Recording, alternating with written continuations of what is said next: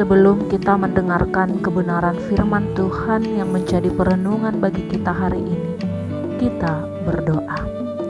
Allah Bapa kami yang bertahta di kerajaan surga, syukur kami panjatkan kepadamu ya Tuhan, atas setiap kasih setia Tuhan, penyertaan Tuhan dalam hidup kami. Ajari kami Tuhan melalui firman-Mu yang hendak kami dengar, agar setiap langkah hidup kami tetap tertuju kepadamu. Amin. Jemaat Tuhan yang terkasih di dalam Yesus Kristus, firman Tuhan yang menjadi renungan bagi kita hari ini diambil dari kitab Yesaya 45 ayat 22. Demikian firman Tuhan. Berpalinglah kepadaku dan biarkanlah dirimu diselamatkan, hai ujung-ujung bumi, sebab akulah Allah dan tidak ada yang lain. Amin. Demikian firman Tuhan.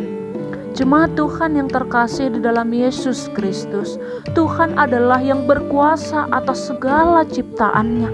Bukan hanya menciptakan, tetapi juga memelihara serta menciptakan setiap ciptaannya. Sebab Dia adalah Tuhan yang berkuasa atas segala ciptaannya, maka tidak ada jalan keselamatan yang lain selain melalui Dia yang datang kepada kita menawarkan keselamatan.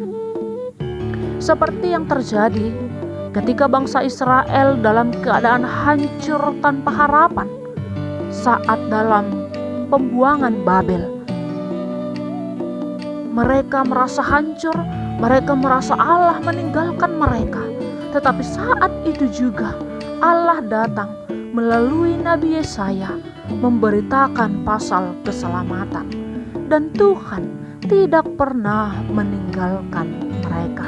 Maka firman-Nya dalam teks renungan kita hari ini, berpalinglah kepadaku dan biarkanlah dirimu diselamatkan, hai ujung-ujung bumi, sebab akulah Allah dan tidak ada yang lain. Bagaimana Allah mau bangsa Israel berpaling datang kepada Allah dan membiarkan diri mereka diselamatkan? Artinya bergantung serta berpengharapan hanya kepada Allah. Jemaat Tuhan yang terkasih di dalam Yesus Kristus, Tuhan tidak menyembunyikan diri atas ciptaannya, tetapi sebaliknya Dia datang menyatakan dirinya. Maka setiap yang datang kepada Allah tidak akan pernah dikecewakan. Pengharapan kita hanya pada Tuhan, tidak akan mengecewakan kita.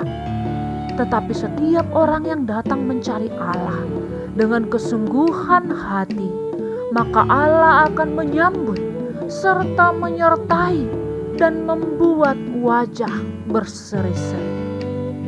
Jemaat Tuhan yang terkasih dalam Yesus Kristus, Dia tidak hanya Tuhan yang maha hadir, yang selalu menyambut orang yang datang kepadanya, tetapi Tuhan sendirilah yang datang kepada kita, mengulurkan tangannya untuk mengangkat kita dari keterpurukan, dari keputusasaan kita. Uluran tangan Tuhan yang menyelamatkan kita telah nyata dan tidak pernah berubah. Penyertaannya dari dulu, sekarang, hingga selama-lamanya. Jemaat Tuhan yang terkasih di dalam Yesus Kristus, dan uluran tangan Tuhan yang menyelamatkan kita telah terbukti dan nyata di dalam Yesus Kristus yang rela mati di kayu salib untuk menyelamatkan kita, orang-orang berdosa. Oleh karena itu, Tuhan adalah keselamatanku, Tuhan adalah keselamatanmu, dan Tuhan adalah keselamatan kita.